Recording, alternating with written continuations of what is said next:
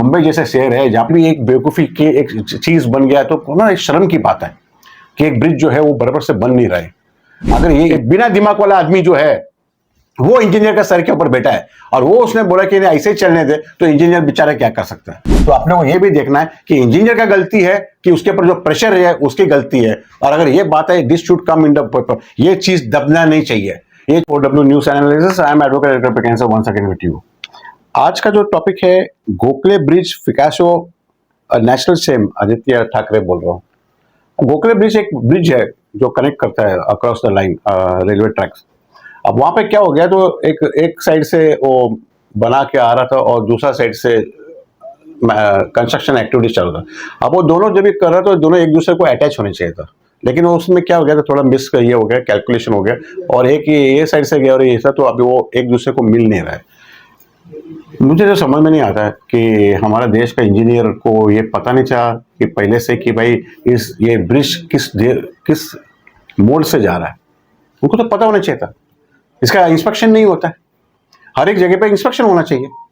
Engineer लोग कहाँ पे है, आर्किटेक्ट लोग कहाँ है, उन लोगों को देखना चाहिए था कि भाई वो जो जैसे ब्रिज जैसे बनता है उसको तो पता होना चाहिए कि आज के तो हमारे पास मॉडर्न इक्विपमेंट्स हैं जो बता सकते हैं कि भाई ये देश जो ब्रिज का जो है ये एंगल बराबर से जा रहा है कि नहीं, और दो जगह पे अब हम लोग को मिलना है।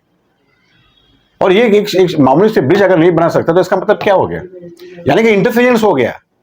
या तो ऐसा हो सकता है कि भाई इंजीनियर को आपने खुला आम नहीं दिया है कि भाई काम करने के लिए, किसी ने दबाव दिया है इंजीनियर को कि भाई ऐसा नहीं करना, ऐसा ही करना है, चलने दे। तो इंजीनियर ने बोला कि ठीक है चलने दे, तो चलने दे।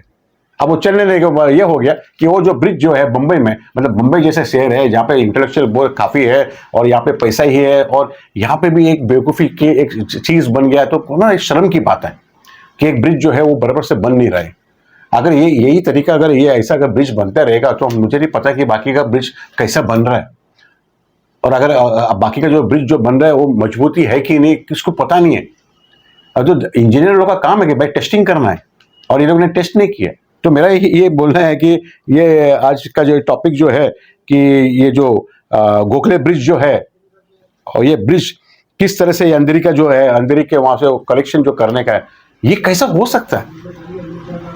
अगर यही तरीका है ये हम लोग का जो